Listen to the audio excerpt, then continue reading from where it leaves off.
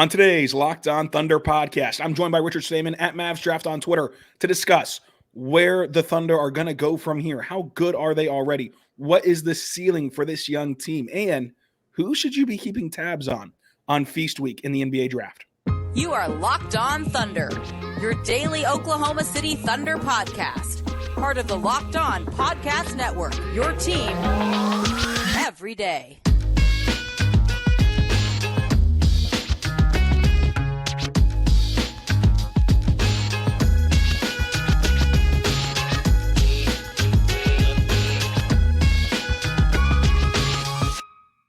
Let's get it going on the Locked On Thunder podcast, on the Locked On Podcast Network, your team every day. I am your host, media member, editor-in-chief over at thunderousintentions.com, Rylan Styles. Follow me on Twitter at Rylan_Styles. Follow the show on Twitter at LOThunderPod. Thank you so much for making us your first listen every single morning, every single day. We're here for you, talking Thunder basketball. Today, we're joined by Richard Stamen at Mavs Draft on Twitter to discuss the Oklahoma City Thunder. How good can they be? What's the ceiling for this young team? And we got to talk draft with at Mavs Draft. Today's show is brought to you by FanDuel. Check them out today because you can make every moment more at FanDuel and get $150 in bonus bets for winning a $5 moneyline bet by going to FanDuel.com/lockedon. So, Richard, how are you doing today? Hey, I'm good. It's good to be back. It's great to have you back. It's the MJ flu game. We're ready to go, though, still. Richard, this is going to be iconic whenever we get together, obviously. Love doing this. You've been doing draft stuff for a long time and doing it very well, very in-depth. So I think that you kind of have the pulse of, from a kind of outside perspective of these guys, of these young Thunder players, where you know what you had them as and like evaluated them as pre-draft, and you know where they stand now in the NBA, and you kind of can distance yourself, of course, from the emotional side of things that it's hard to do in Oklahoma City as you get wrapped up in just how awesome that this ride has been. But let's start with Chet Holmgren specifically. You, of course, were high on Chet Holmgren pre-draft. He had that year off last year. What does Chet look like in the NBA to you? Has there been anything that's been unexpected, or has it all been expected, or kind of what stood out the most about Chet? Yeah, I think it's just really how quickly everything has come along. Like, we knew he'd be good. I just don't think we expected him to be this good this fast. A lot of people, at least. I mean, he's flirting with 50, 40, 90. He's really controlled the paint defensively. Like, he checks every box of what they wanted year one. And so far, this is the freak that we saw when we said, this is why he's the number one talent when healthy, that we said that pre-draft. Obviously, I think Paolo, it's 1A, 1B is probably the best way to look at it right now, but it is something that I think it could be really up for debate pretty strongly for years to come. And I mean, we're only 13, 14 games into the season for a lot of teams. It's only going to get better. It's only going to get better from here. And I think that Chet Holmgren has looked so great. And I think that you're seeing each passing game, they're kind of giving him more responsibility, giving him more, tasks to do offensively and exploring his game offensively. But he's maintained that efficiency while picking up better and different looks offensively. So with Chet Holmgren, like, what do you view his ceiling as in the long run? If he stays healthy and he's developing like with this clip that we've seen through these 13 some odd games, like how good can he be long term? Yeah, I mean, he's the guy who, I don't think he's like the pillar, but like he's an elite secondary option, right? You need that big that can control the paint. Obviously, there's some areas for him that I think having another big will help him with. We'll get to that later, but I think right now it's just like two-way star, right? Obviously, he's been like one of my favorite things that he did in college was being that transition trailer three, and we've seen a good amount of it, right? The quick offense, the pace, it's helped him. I'm really excited just to keep seeing that grow. Like, he's building more chemistry with his guards. It's still pretty new for that. Obviously, how he gets countered in that way, like, do teams start pressuring him in transition a little bit more? Things like that will change. But I think ultimately everything checks out for him to have all-star upside. He has been really good, and they've been able to generate some artificial transition trailer threes, like off of a made basket, getting the ball in so quickly, and then having the defense get back, and then you're just able to hit him as an inbounder whenever he's trailing down the floor. It's been so great to see him kind of fit with this Thunder team. In each passing game, he's gotten better. And you saw what he did against Golden State on Saturday, where he hits that turnaround, just wild shot to send it into overtime. I think that Chet Holmgren is going to be an all-star level player, and he can, of course, reach higher than that if he's able to develop the way that we think that he can. Of course, thought that he could pre-draft. And I think it's interesting. I think it's too early to discuss Paolo versus Chet in terms of like number one, because I feel like both teams like their guy, and like both teams genuinely feel like they got the perfect guy for their scenario. You're a Magic guy. You know that better than I do. What do you think is the vibe around seeing Chet do this with what Paolo did last year? Yeah, I don't think Orlando regrets it. It's like both teams are happy, right? I think the Magic always wanted Paolo, and while the Magic do need a big, I think Paolo is just kind of the biggest thing they missed is that alpha, right? That first option, and now they have two guys with Franz and Paolo. And not to make this about the Magic, but I just don't think that they regret anything having two really unique forwards. It creates more versatility for them. Obviously, I think they still would have loved to have a way, obviously, to have both if it was possible, but I think both teams are happy. And speaking of both teams being happy, it's a perfect segue into Cason Wallace, who was traded from your Mavericks to the Thunder. I think that this is a trade where both teams walk away extremely happy with what they've got to this point, from Derek Lively for Dallas, for Cason Wallace from Oklahoma City. Whenever you were evaluating Cason Wallace, and then you see him as a rookie, his first 13 games look this good, is that surprising at all? Did you know he could do this? Like, what was your thoughts pre-draft, and have they changed at all in this short amount of time? Yeah, I loved Cason. He's from DFW, so I'm a big fan. Like, he's nearby high school from where I live, so I've gotten to see him. I think with him, the shooting has been outstanding. And on top of that, he's been very careful with the ball. We always see Kentucky guards get hidden. One thing I thought would happen that hasn't happened as much this year is the pick and roll ability, right? He had no stretch big at Kentucky. His furthest, like, he didn't even really have shooters. So the whole system is vastly different. I thought that was something that would hide him at Kentucky versus in the NBA. I'm shocked if my math was correct, he's only had 3 or 4 pick and roll assists this year, the entire season. So that's nuts to me. And I think that's still an area where he can grow, but he's been so careful with the ball, smart. He's shooting off the dribble. It's a little bit low sample size, but the spot up shooting has been fantastic. Like, the jump shooting has just been all there. And I think one thing that I remember seeing was at the combine, like, he still uses his thumb a little bit on the guide hand. Like, the thumb goes inwards and it flicks a little bit. So like, that's still something he can improve, and he's already shooting this well. Things are looking really good.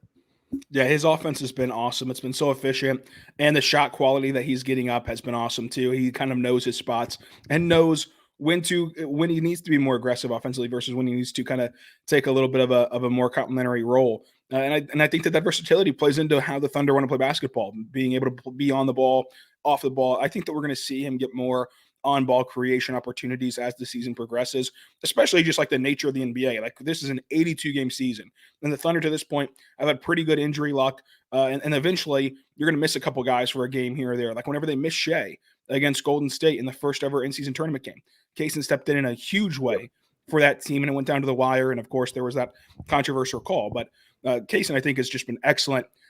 I think that Cason Wallace will be an all-defensive team member in his career. I think he'll be like an all-defensive player in his career. Of course, not like as a rookie probably, but in general.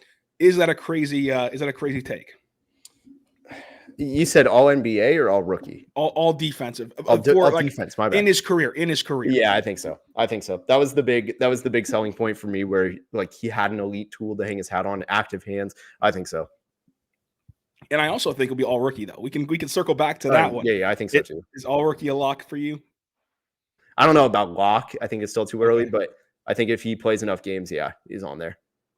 Yeah, it's been awesome to see him kind of get that trust from this team. I mean, he's been their primary bench guy. Him and Isaiah Joe has been their primary bench guy from the start, and like, he's been trusted to defend Clay and Steph and Trae Young, and we can go on the list of all these great scores that he's been trusted to score to defend on. I think that level of trust from this defensive-minded coaching staff just goes a long way to show where he's already at and where he can get to with a really good developmental system. You know better than anybody that like the Thunder can really develop defense. And so if this is the baseline for Cason Wallace, it has to make you feel really good about what the future can be for Cason Wallace on that end of the floor. Yeah, I mean, I think it's hard if you're an NBA fan, like watching Cason Wallace, like, how do you not just be enamored with like a Drew Holiday upside, right? So let's flip it to the one negative aspect of this Thunder team so far, and that's that Josh Giddey has started out very slow. Now, you watch the NBA, you watch every single team, you follow every single team, you follow the Thunder closely. What's been your takeaway of Josh Giddey through these first handful of games?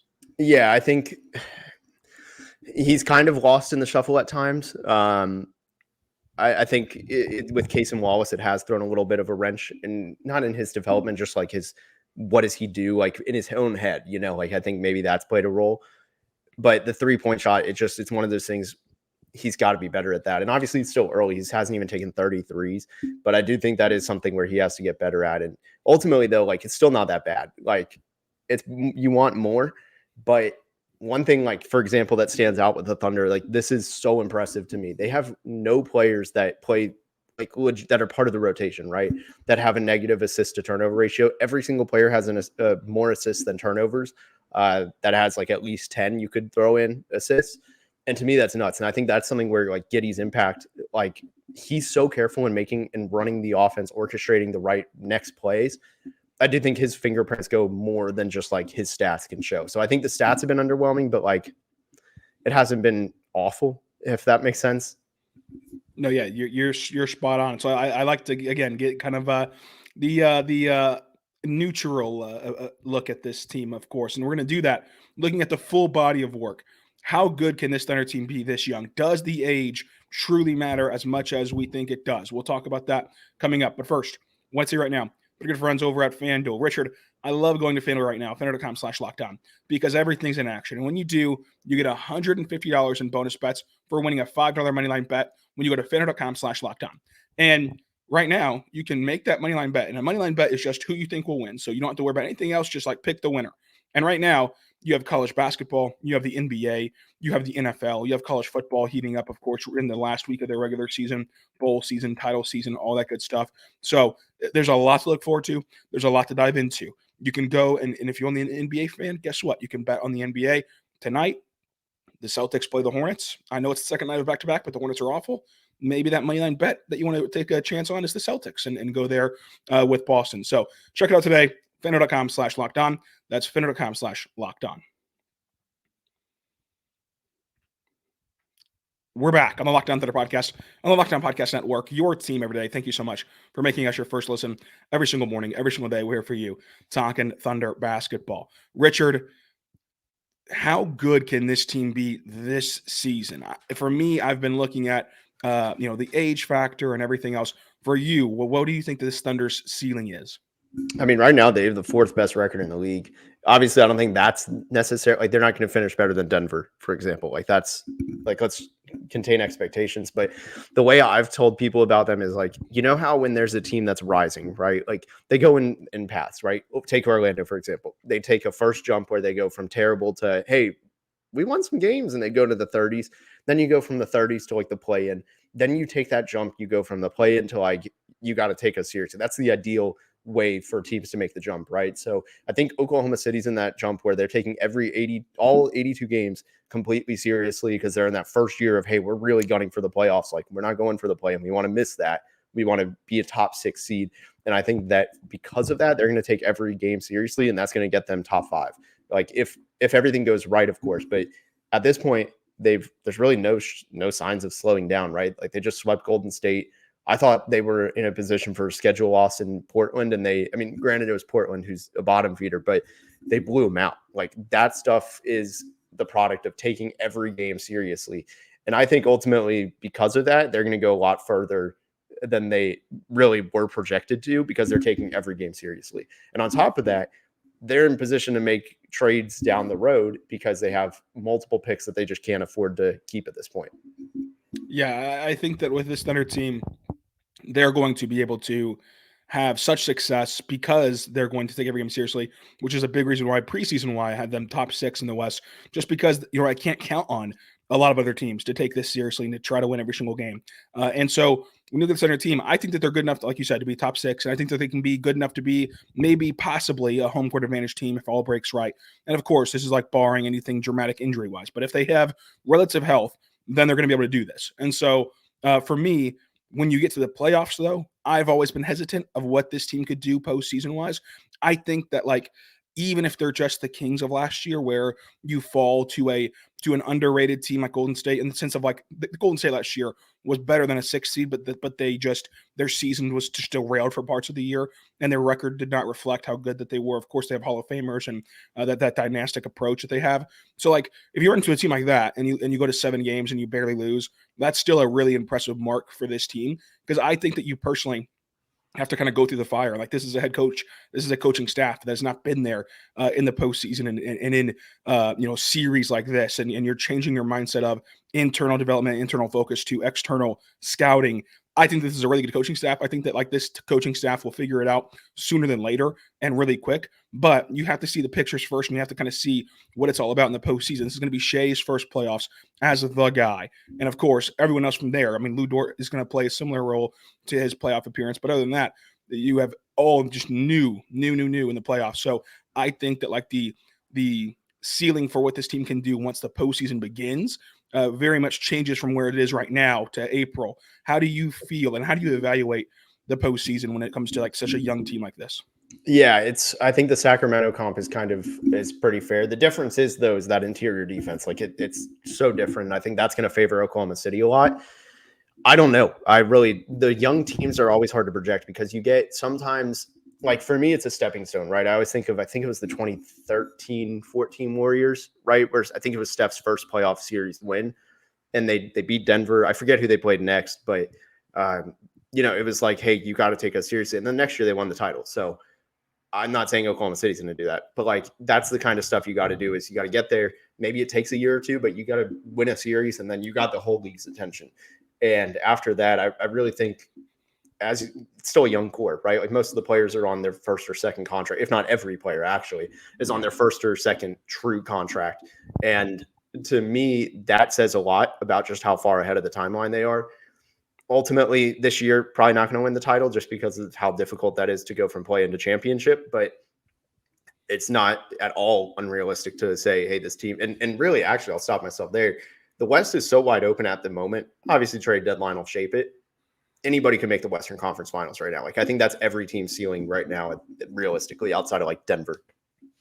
Yeah, it's interesting because like when you look at this Thunder team historically, and just like your own gut of like watching basketball for so long tells you, yeah, it's a great story. It's going to be a great regular season, but like playoffs time, give them the opportunity. Don't put too much on them of what they should be doing. But you get to the playoffs though, and it's hard to find a matchup where, presumably that nothing crazy happens in the standings, but like, and like Denver doesn't sneak in as like a Miami Heat type lower seed, but like assuming that the standings kind of go similar to the way that they should, what matchup will the Thunder not have the best player in the series, and then probably the second and third best player whenever you go tier for tier against that team? So like it's interesting because like I think that the personnel is there, but me personally, I think I too much weigh in on like how much experience does matter. Yeah, I'm the same boat. Let's go down here. Let's go down the playoffs, right? We'll do the top 10 currently. So Minnesota, I think they have the best player. I think Shai's better than Edwards. Sacramento, they have the best player. Right. Dallas, I'd say Luka's better. Obviously, I might have a bias, but I think it's but that's another example of like Luka is better and Kyrie is better, I think, than that second. Shai's equal with Kyrie for me. No. Luka is better than Shai. Shai's better than Kyrie, but Kyrie is better than the second option in OKC. That's what you're saying. Now, third, fourth, fifth, sixth option, I think that the Thunder might have it there. Where it's interesting to see how close are Luka and Shai, how close are Kyrie and Chet. I know it's not apples to apples because it's a positional thing, but still, how close is the production you get from those two guys, and then trickle it down.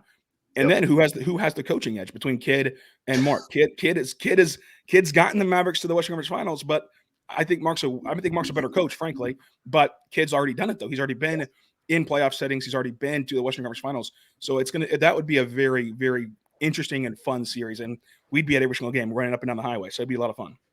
Yeah, I mean, and then you got Denver, Phoenix, Golden State. I think there's a chance that Oklahoma City doesn't have the best player in, but I mean, the other teams, New Orleans, I think Zion's incredible. So I think it's pretty close, but I'd probably still give it to Shai.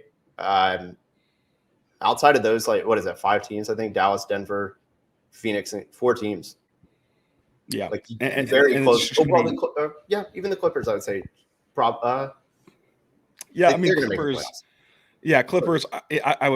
I would give it to Shea just because of the dependability factor. But Yeah, if you want to give it to Kawhi, who's a champion, and you want to give it to Paul George, okay, that's fine. But like Kawhi mainly. But still, even whenever you rattle off those teams, the Thunder, I think, have the better complementary pieces than them. can I ask a question though? How do you want to face Phoenix in the playoffs? Like just because of like the upside of like you beat Kevin Durant in the playoffs, or is that something where you're like, there's no chance they could beat him? Like, what's the outlook on that? Like, is that a goal? Like, actually, So like the Thunder have not won a playoff series, period, since Kevin Durant left. So like that would be a wild storybook to kind of do it full circle, and like your first playoff win since Kevin Durant left was against Phoenix, who of course went all in to try to win a championship this year, and you kind of ended that. That'd be really cool. I think that the series in general would be interesting because you have Cason and Lou Dort and Shea, who's a really good defender, to match up with the Phoenix scores. And then if you can kind of limit them the best you can. Now, limiting Kevin Durant is like 35 points, and limiting Beal and Booker and them is still a lot of points. But if you can limit them the best you can your complementary weapons offensively outperform their weapons offensively? I think that you also have a very distinct Chet mismatch there with like who on Phoenix can guard Chet on the perimeter at the big position. And so it's going to be interesting to see like how the Thunder could fill it up offensively against Phoenix specifically. But yeah, that would be a great storyline. That would be like peak NBA. The NBA would love to have that storyline because the crowd in Oklahoma City is getting better and better each passing game. And then you're kind of a rival back to your first playoff appearance in the sense of like playoff series, because they made the play-in last year. And they didn't get a home game last year in the play-in. So like your first like postseason game in Oklahoma City since the Russ Paul George trade would be against Kevin Durant. Like that place would be going bonkers for this young team who fans are already like all in on this young core, and they've compared it to the past core, and some fans like this core more. And so like it would just be crazy. But yeah, that would be a great storyline to be able to top Kevin Durant in that scenario. Now, what would you say for Oklahoma City? Like, what would be the team? Is there a team that realistically could make the playoffs that you would say, independent of your age, you have to beat this team in a playoff series? Man. Because to me, the answer is no. That could realistically make it. There's no team that's like, you have to beat that team. I don't care how old you are. Yeah. I don't care about your inexperience. To me, you're going to be matched up with teams that, like, if you did lose, as long as you went down in like 6 or 7 games, like fought hard, of course, as long as you did that, that's a pretty successful season still, even if it's a first round exit. Yeah, I think I'm with you. The only one that was coming to mind was like, I think it'd be, I just don't think it's too early to have must wins. Like in theory, there's like one team, which I think I'd want to see them beat Minnesota. Like really separate yourself. That's it. Yeah, and like, of course, these teams are going to change. Look what happened to the Clippers last year. Like the Clippers had Paul George go down like 2 games before the playoffs. And so like then that became if you were going to match up with the Clippers and they had no Kawhi, no Paul George, then that becomes you're right. That becomes a must-win game, right? Or a must-win series. But so like as of this moment with everyone healthy, I don't think that there's necessarily one. I would be very interested though to see how they match up with the Pelicans in a series and trying to make the adjustments game to game. Just for like a fun basketball matchup, because of course you beat them in the play-in last year, but they didn't have Zion, and so Zion, of course, has a brand new element to this. But ultimately, I think that a good season would be getting to the first round and getting there like without the play-in, preferably, and going 6 or 7 games at least. And a great season would be winning a playoff series. Is that a fair like a kind of step for OKC this year? Yeah, I think so. And so we'll see if they can continue on this cushion. And for me, I really believe they can, because you've added such a good cushion. You've taken care of business to this point. And now you get the Bulls Wednesday. You should take care of that game. Then your schedule toughens up a lot. But you've built up the currency of going on the road, taking care of all 3 games just now. And, of course, the previous games that you won as well. But coming up, we're going to talk about Feast Week in the NBA draft, because the Thunder are still heavily involved in the NBA draft, as they will be from now. Well, really until the end of the universe. But first, what to say right now, but our good friends over at PrizePicks, folks. PrizePicks is there for you right now. You can go there and make a entry. It's the best way to play daily fantasy sports, because is available in Oklahoma, number one. But number two, because you can do cross-sport entries. You can do combos of like how many points will Shai and Zach LaVine score Wednesday. You can do those kind of combos. You can do tonight. You can have Tatum more than 25.5 points and Pat Mahomes more than 200 passing yards. And you can combine those two things. Now, remember, the Celtics are on the second night of back-to-back. And you might be saying, well, how can I go make that entry for Jason Tatum if I'm not sure if he's going to play? Because the injury reports on the second night of back-to-backs, they don't come out in time. Guess what? PrizePicks has a reboot policy. So if he doesn't play, then it's no harm, no foul, and you're perfectly fine. So you can do that for basketball season, for college football, NFL, college basketball, NBA. It's all there for you at PrizePicks. Check it out today at prizepicks.com and make sure that you use the code LOCKEDONNBA. Or simply go to prizepicks.com/LockedOnNBA for an instant deposit match up to $100. We're back on the Locked On Thunder podcast, on the Locked On Podcast Network, your team every day. Thank you so much for making us your first listen every single morning, every single day. We're here for you talking Thunder basketball. Richard, where would you rank this draft class? Having seen a little bit of this draft class, where would you rank them? It's not good at the top. It's just I'm trying to word this right. It's one of the weaker drafts at the top, I think, really in the last, probably since 2013. It's probably the weakest. There's no number one. Like, there's somebody has to go one. It's not a number one. And like, for me, number one is Ron Holland, but like you said, that's not a traditional number one for how good the draft has been recently. Yeah, it's fine in depth. I think just a principle going forward is after 20, the depth's going to be good because basketball is so good right now. Right. And it's honestly a little bit oversaturated. You're going to always be able to find steals in that range. So I think, I love the depth. I'm not going to lie. There's a lot of guys I love, but like where Oklahoma City's picking is outstanding. Where they were picking 2 years ago, not it. So with that being said, we do this every year, and we're going to continue to do this every single year.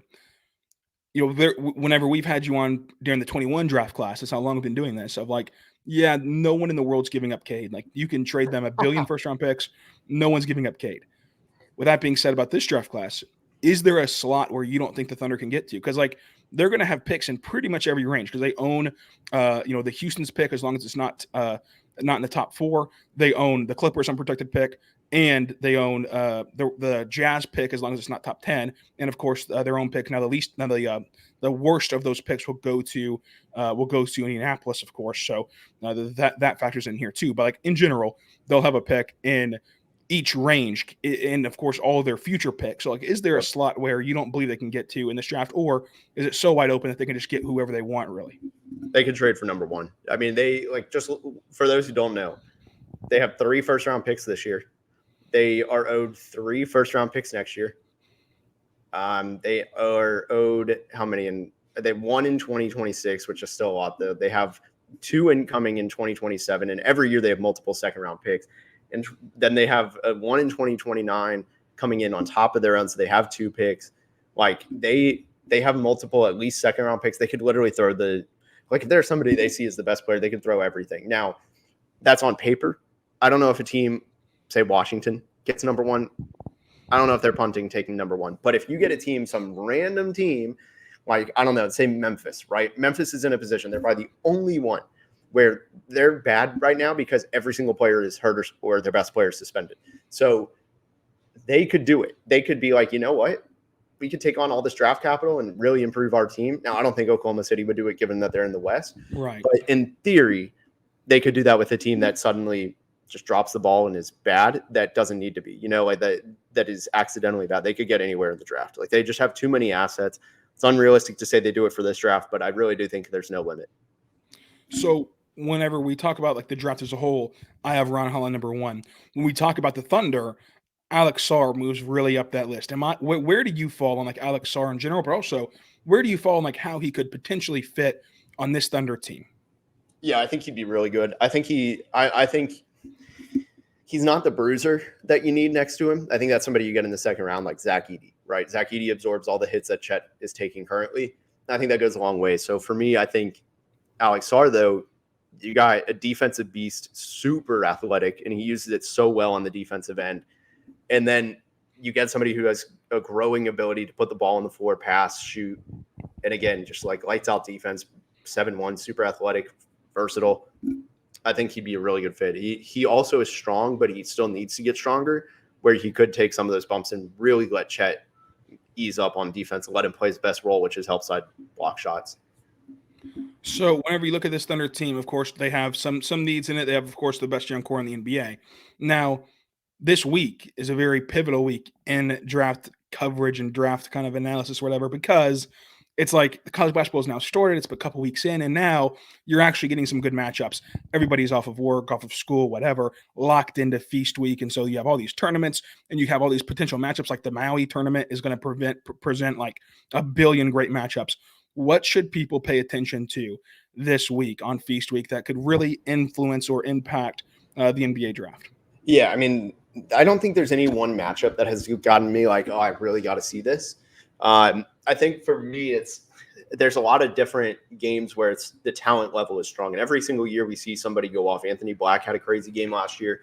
Anthony Edwards in the year before in 2019, or sorry, not the year before, the year before the pandemic, the last one for a little bit there, he had a monster game. This is the tournament that usually brings somebody into the top 10 that wasn't there before, or top 5 that wasn't there before, or honestly top 1. Like, this is where somebody can really separate themselves as a college prospect.